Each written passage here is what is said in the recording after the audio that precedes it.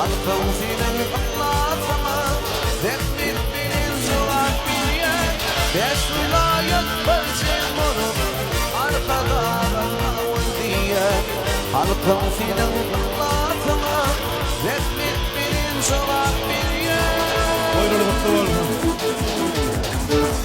Elimden böyle Hazinlerim damatları var. Kahraman arkadağımızın, arkadağını kahraman sevdarımızın zanlarına olsun. Hemiyse toy olsun.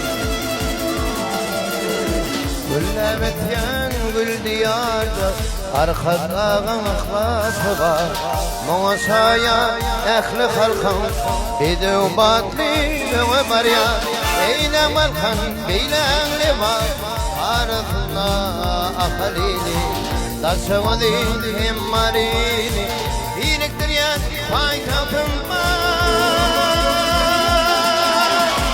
Esvelayet bir zilmur Arkadağa kavul diye Halkın senin ıhlasına Dehmet benim soğan bir yer Esvelayet bir zilmur Arkadağa kavul diye Halkın senin ıhlasına Dehmet benim soğan bir yer Belin başa tez edelim halkını. Bağta var yani yolu uğran arkadağ. Günnoğdu eleme düştü yalkını Sil Türkmenü, beyik eyyam arkadağ. Bağ bağdır irgensiz idegi bilen. Milletler tanalır lizer bilen. Özün din zakanı söydürüp bilen Sil Türkmenü, beyik eyyam arkadağ.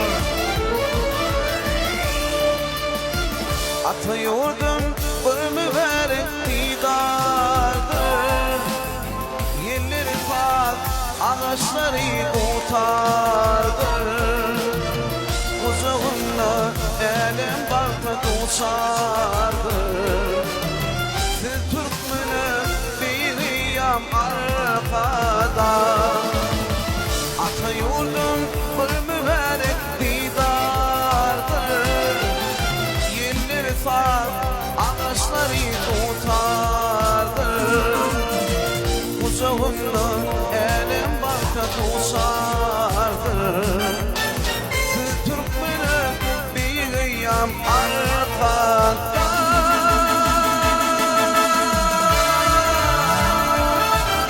Hak kolladı, halk kolladı yollarım. Onu yürek bilen duyup bilyen var Ata vatan bilen öne arkada. Senin zanın feyen 7 milyon var